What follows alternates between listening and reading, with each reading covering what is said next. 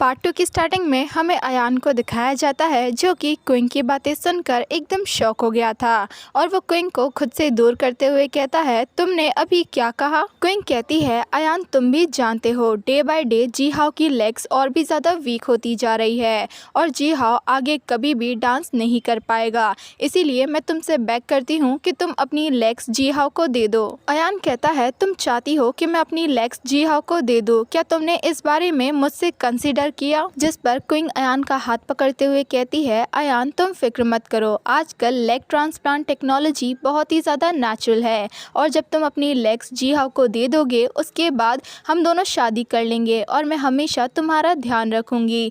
ये सुनकर अयान क्विंग से अपना हाथ छुड़ा लेता है। अयान कहता है, तुम चाहती थी कि मैं जल्दी से जेल से बाहर आ जाऊं ताकि लिन जी हाओ को न्यू लेग्स मिल जाए। ये कहकर अयान एक ब्रोकन स्माइल करता है। क्विंग कहती है, ऐसा कुछ भी नहीं है, जी हाओ एक डांसर है और डांस उसका ड्रीम है, लेकिन अगर फ्यूचर में वो डांस नहीं कर पाएगा तो वो हमेशा ही सैड रहेगा। जिस पर अयान ब्रोकन स्माइल करते हुए कहता है, ड्रीम, ठीक है, मैं समझ सकता हूँ। अब ये सुनकर क्विंग बहुत ही ज़्यादा खुश हो जाती है और कहती है, तो क्या तुम अपनी लेग्स देने के लिए एग्री हो? अयान कहता है, ये बहुत ही ज़्यादा पिटीफुल है, लेकिन जी हाओ को देने के लिए मेरे पास लेग्स नहीं है। क्विंग कहती है, तुम्हारे कहने का क्या मतलब है? मैं तुमसे बेग करती हूँ, तुम सिर्फ मेरे लिए अपनी लेग्स को जी हाओ को दे दो।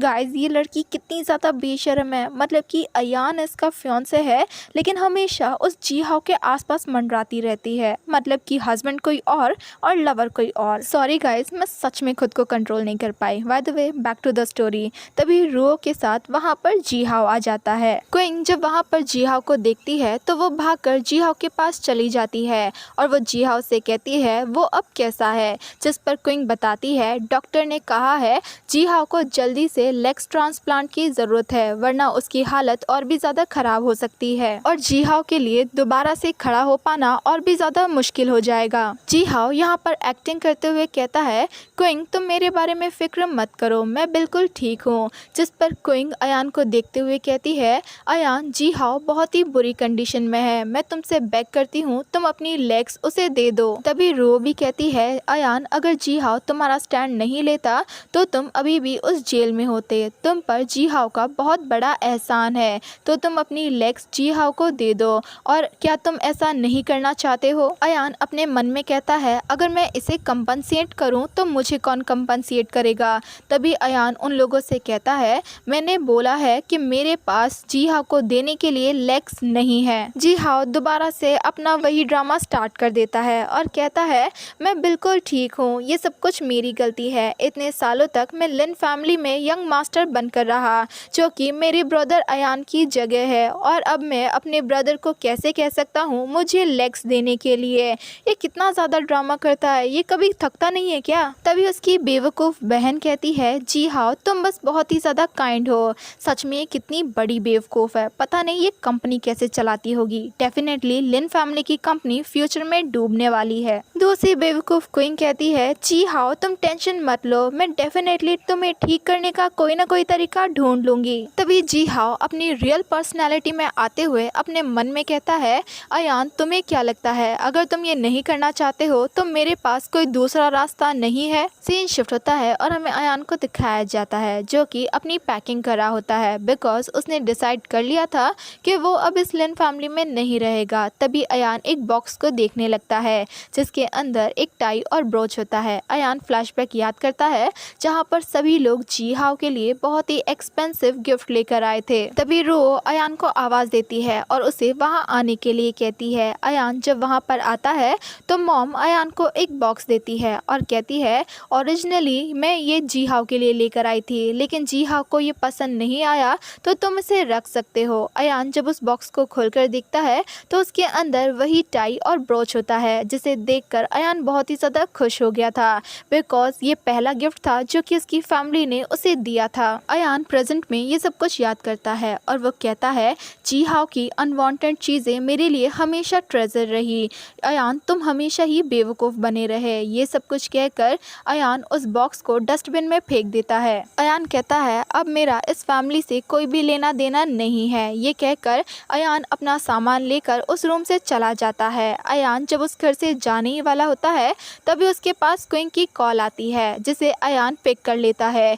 क्विंग अयान को बताती है उसका एक कार एक्सीडेंट हो चुका है, वो बहुत ही ज़्यादा डर चुकी है, तो क्या अयान उससे मिलने के लिए हाईचेंग के हॉस्पिटल में आ सकता है। कॉल कट होने के बाद अयान को समझ में नहीं आता कि वो क्या करे, लेकिन फिर भी वो क्विंग से मिलने के लिए चला जाता है। सीन शिफ्ट होता है। अयान जल्दी से उस हॉस्पिटल रूम में पहुंचता है और कहता है क्विंग क्या तुम ठीक हो, लेकिन वो देखता है क्विंग एकदम सही सलामत उसके सामने खड़ी थी। अयान जब उस हॉस्पिटल रूम को अच्छे से देखता है तो उसे पता चलता है वहाँ पर जी हाओ एडमिट है। तभी मॉम अयान के पास आती है और वो अयान को स्लैप करते हुए कहती है तुम्हारी हिम्मत कैसे हुई मेरे नंबर को ब्लॉक करने की। तभी रो भी कहती है अयान अगर तुम्हारी वजह से जी हाओ के ट्रीटमेंट में देरी हुई तो हम तुम्हें दोबारा से जेल भेज देंगे। क्विंग कहती है अयान जी हाओ के बोन्स की हालत और भी ज़्यादा ख़राब हो रही है, उसे अभी सर्जरी की ज़रूरत है।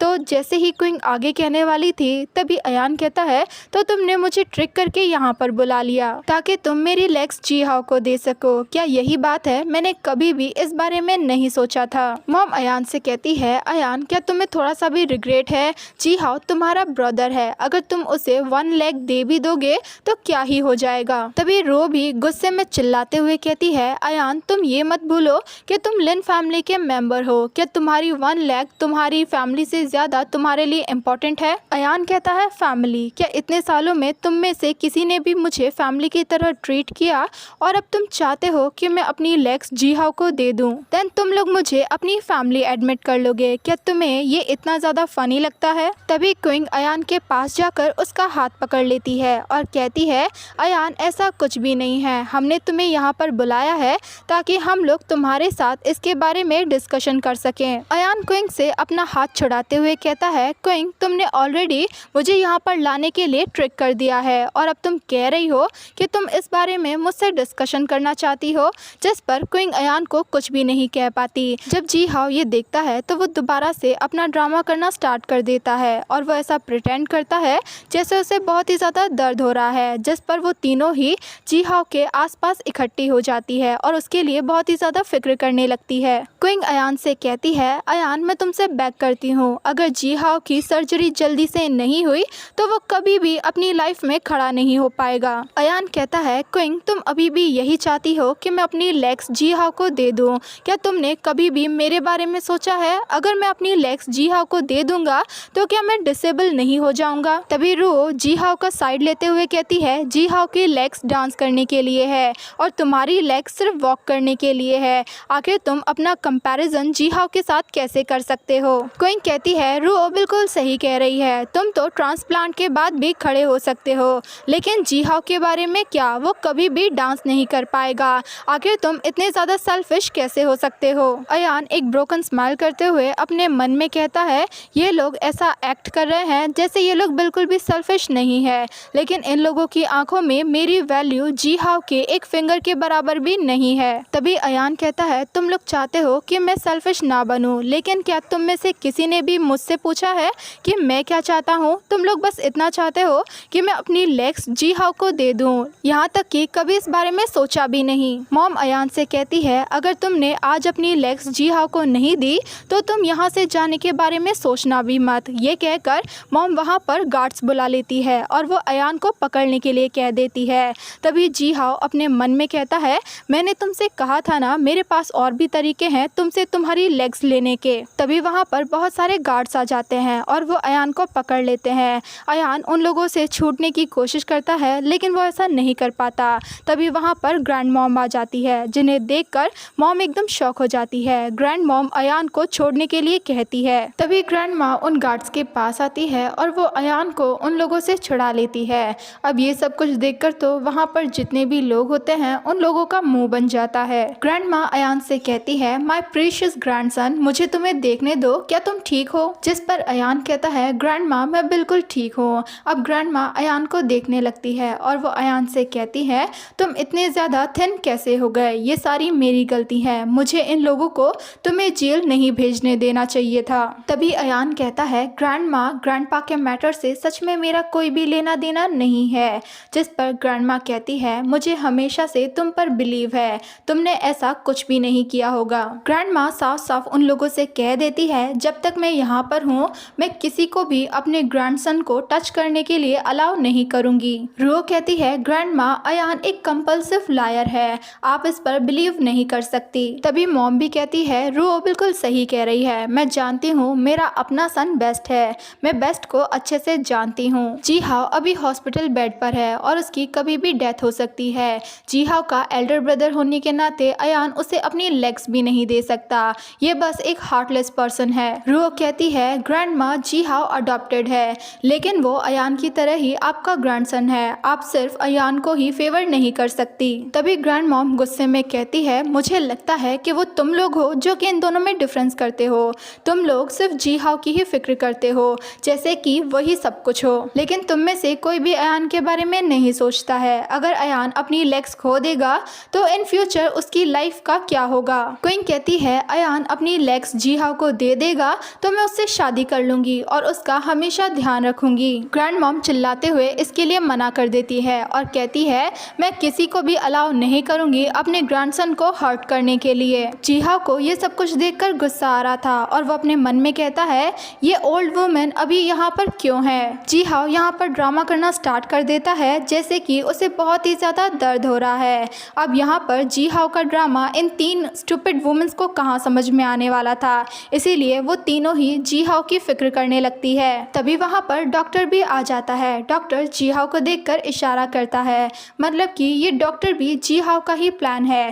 पास्ट में दिखाया जाता है जहाँ पर जी हाओ उस डॉक्टर को बहुत सारे पैसे दे रहा होता है और वो डॉक्टर से कहता है तुम अच्छे से जानते हो कि तुम्हें क्या कहना है। जिस पर डॉक्टर कहता है यंग मास्टर आप इस बारे में फिक्र मत कीजिए। जी हाओ डॉक्टर से कहता है देन तुम्हें अयान को कम्प्लीटली क्रिपल करना है। प्रेजेंट टाइम पे डॉक्टर जी हाओ की लेग्स को चेक करने का प्रिटेंड करता है और वो मॉम से कहता है मिसेस लिन, जी हाओ की लेग्स खराब होना स्टार्ट हो चुके हैं, अगर हमने जल्दी से ट्रीटमेंट नहीं किया तो सच में बहुत ही ज़्यादा देर हो जाएगी। जी हाओ यहाँ पर ड्रामा करते हुए कहता है मॉम मुझे बचा लीजिए, मैं एक बैड पर्सन नहीं बनना चाहता। जिस पर मॉम कहती है नहीं ऐसा कभी भी नहीं होगा। रो भी कहती है अगर तुम्हारी सिस्टर को लिन फैमिली की फॉर्चून खत्म ही करनी पड़े लेकिन फिर भी वो तुम्हें बचा लेगी। तभी क्वीन भी कहती है जी हाओ तुम बिल्कुल ठीक हो जाओगे। डॉक्टर भी कहता है मिसेस लिन जल्दी से आप अपना डिसीजन लीजिए वरना यंग मास्टर की लेग्स सच में नहीं बच पाएगी। जी हाओ ड्रामा करते हुए कहता है अगर मैं कभी भी डांस नहीं कर पाऊंगा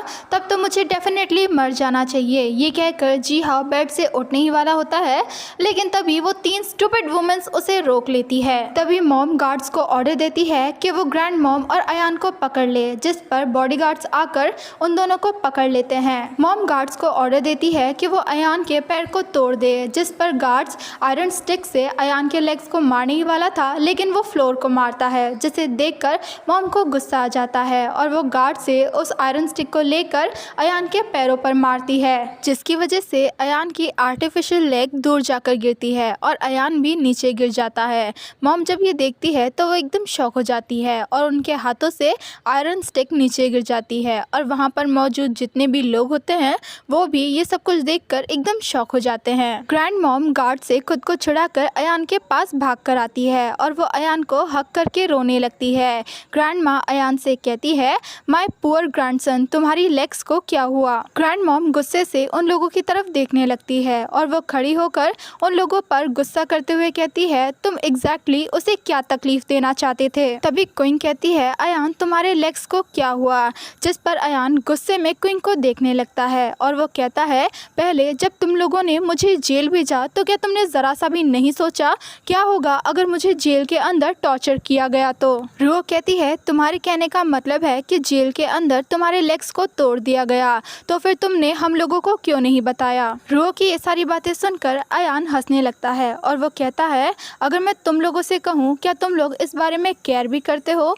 तभी हमें पास्ट का सीन दिखाया जाता है जहाँ पर अयान जेल के अंदर होता है। वो अपनी सिस्टर को कॉल करता है ताकि वो उसे बचा ले। रो अयान से कहती है वो लोग जी हाओ का बर्थडे सेलिब्रेट कर रहे हैं और उन लोगों के पास अयान के लिए टाइम नहीं है, इसीलिए वो उस जेल में ही रहे और खुद को परफॉर्म करे। तभी अयान के पास वो सभी क्रिमिनल्स आ जाते हैं और वो अयान को पकड़कर ले जाते हैं, जहाँ पर एक तरफ वो सभी लोग मिलकर अयान को टॉर्चर कर रहे थे, तो वहीं दूसरी तरफ अयान की फैमिली अपने अडॉप्टेड सन जी हाओ का बर्थडे सेलिब्रेट कर रही थी। प्रेजेंट में अयान कहता है, तुम लोग जानते हो मैं हमेशा इस बारे में सोचता रहता था कि शायद आज तुम लोग मुझे हॉस्पिटल लेकर जाओगे, लेकिन सच ये है कि मैं सिर्फ सपने देखता था। तुम लोगों के दिल में सिर्फ जी हाओ के लिए ही जगह है। तभी मॉम कहती है, मेरा मतलब तुम्हारे कॉल को इग्नोर करना नहीं था, मैंने बस उन्हें देखा नहीं। क्विंग कहती है, अयान ये सारी मेरी गलती है, अगर मैंने पहले तुम्हारी बातें सुनी होती तो तुम्हें जेल नहीं जाना पड़ता। अब ये सुनकर अयान हंसने लगता है।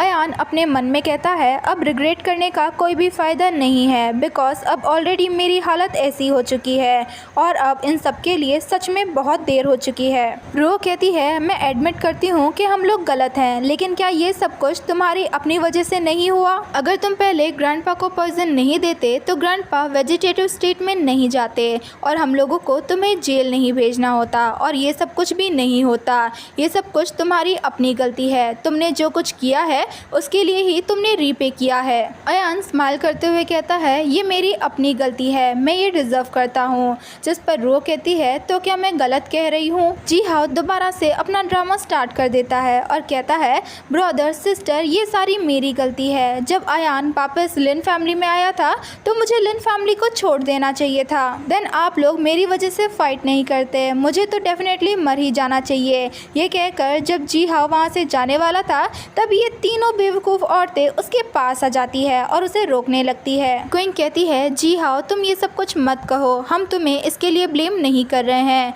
तभी रो भी कहती है, हाँ कोई भी फर्क नहीं पड़ता, जो कुछ भी हुआ है तुम इनोसेंट हो और डोंट वरी, हम सभी तुम्हारे लिए यहाँ पर हैं। हम लोग ये मेक श्योर करेंगे कि तुम दोबारा से परफॉर्म कर सको। जी हाओ रोने का ड्रामा करते हुए कहता है, लेकिन अयान के पास ओनली वन लेग है, मेरी सारी होप कम्प्लीटली खत्म हो चुकी है। जी हाओ की ये सारी बातें सुनकर वो तीनों ही अयान की तरफ देखने लगती है। मॉम कहती है, क्या अयान के पास अभी भी अनदर लेग नहीं है? और वैसे भी अयान को कोई डांस नहीं करना, तो उसके लिए वो अनदर लेग भी यूजलेस है। हम ट्रांसप्लांट कराएंगे ताकि वो लेग तुम्हें दे सके। अयान मॉम की ये सारी बातें सुनकर एकदम शॉक हो जाता है। तभी ग्रैंड माँ मॉम से कहती है, तुम ये क्या बकवास कर रही हो? ऑलरेडी अयान की हालत ऐसी हो चुकी है और तुम अभी भी चाहती हो कि तुम अयान की लेग जी हाओ को दे दो। मॉम कहती है, अयान की लेग इतनी इम्पोर्टेंट नहीं है जितनी कि जी हाओ की है, और वैसे भी हम लोग इसका ध्यान रखेंगे और इसे क्या चाहिए। मॉम डॉक्टर से ट्रांसप्लांट की प्रिपरेशन करने के लिए कहती है।